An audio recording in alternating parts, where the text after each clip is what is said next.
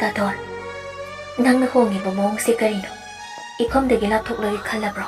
Aben, ay dumagdi hay kiti. Taton nahongi ba mong doon natakpan Ay nang bunusi. Adubo, Adobo kay Doraba. Hayo Taton. nangi mababa na. Hahibidos jume. Yet kipalama na. Tajin na nalay kiba na. Ay. Oh, Taton hay si yek tui. Kay na resi siro. Ay dumagdi hay kiti na. Ay loy na kangit Taton. Adobo Taton.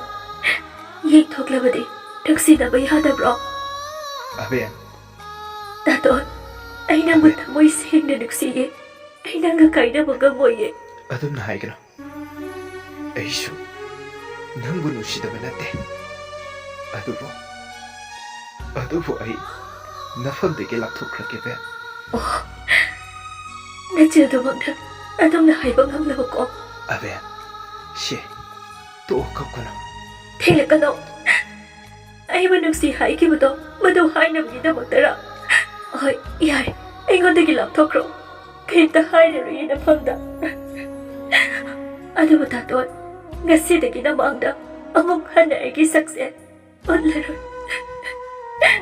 Aben,